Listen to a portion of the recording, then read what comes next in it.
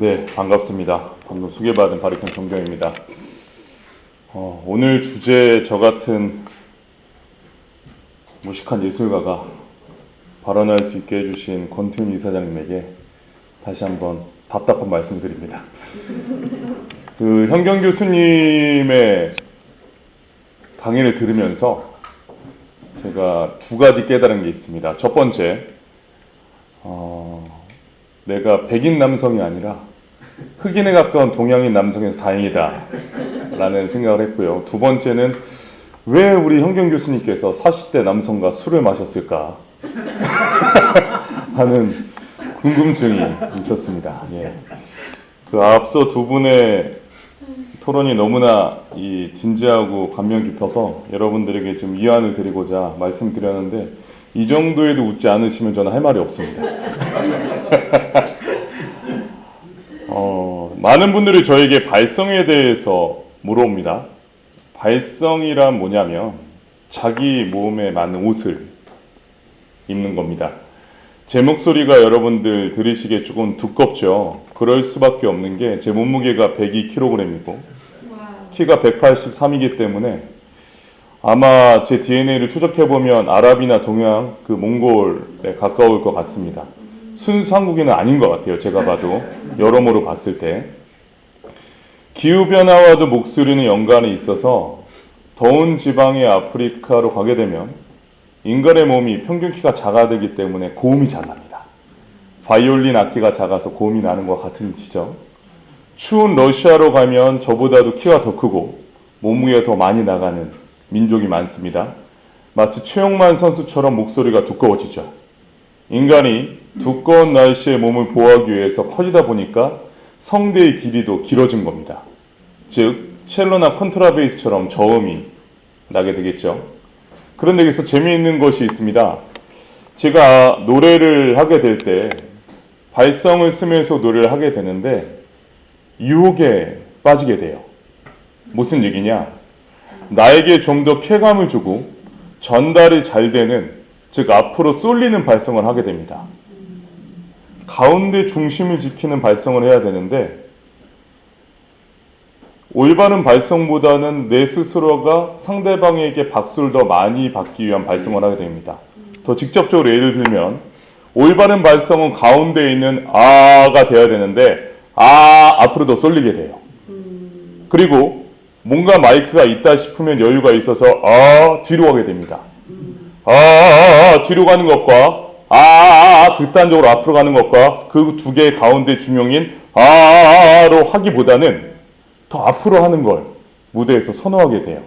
그래서 오늘도 제가 방송에서 오전에 11시에 라이브 차이콥스키의 가곡인 니에떨까 톳커스날이라는 오직 그리움을 아는 이 말이라는 노래를 불렀는데, 노래 부르기 전에 내가 절대 욕심내지 말아야지라고 하지만 실제 사람들 앞에서 방송에서 라이브를 부르게 되면 결국은 녹화된 걸 다시 피드백을 제가 스스로 해보니까 이번에도 저는 저의 의지를 이기지 못하고 욕심적인 더 쏠리는 발성으로 오늘도 노래를 하고 왔습니다.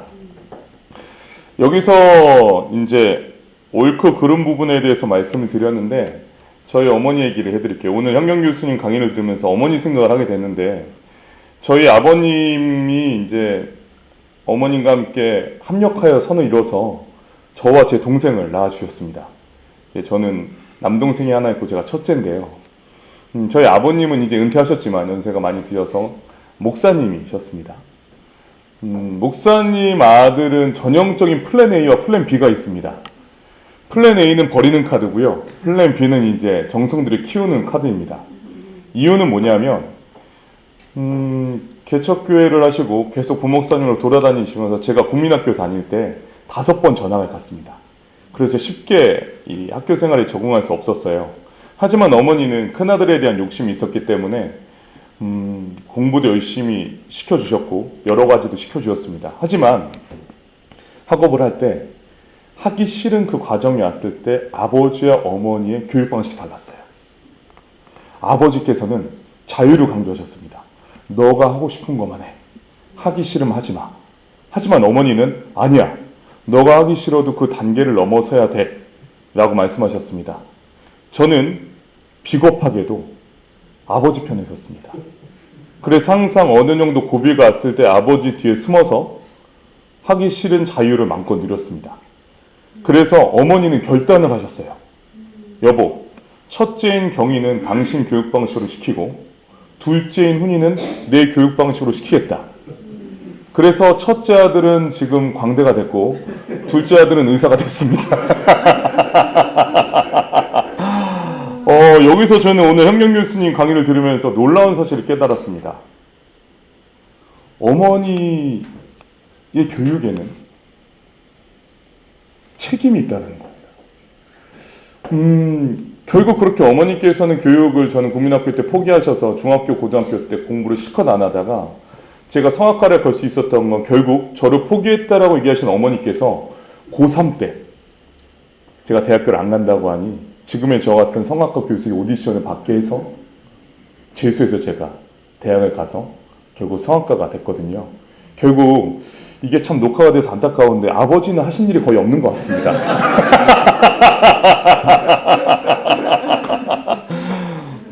여기서 다시 언제로 돌아갑니다.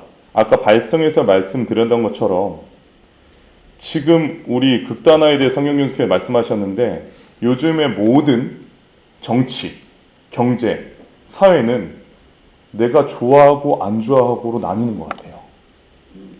그런데 지금 발성 말씀드린 것처럼 옳고 그름으로 판단을 해야 됩니다. 이게 내가 좋고 안 좋고의 문제가 아니라는 거죠.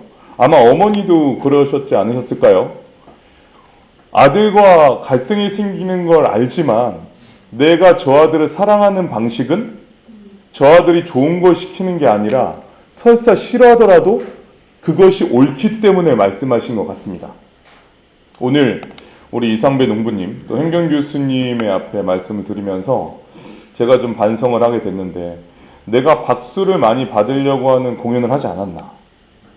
그런 방송을 하지 않았나? 그런 논문을 쓰지 않았나? 라는 생각을 했고요. 다행히 오늘 저에게 기회를 주신 권태훈 이사장님, 또 현경 교수님, 이상배 농부님이 저에게 영향을 꽤 오래전부터 끼쳐 주었습니다. 그래서 제가 최근에 발매한 앨범도 이 서로 바라보기를 해서 난민을 위해서 발매를 했고요. 또 그 전에 앨범은 통증 너를 기억하는 신호라고 해서 저기 최 과장님께서 작곡하신 장애인을 위한 앨범으로 요즘 활동을 하고 있는데 저는 오늘 이 자리를 통해서 우리 예술가들에게 감히 여기 계신 분들에게는 제가 말씀드릴 수 없을 것 같고 우리 예술가들에게 말씀드리고 싶습니다.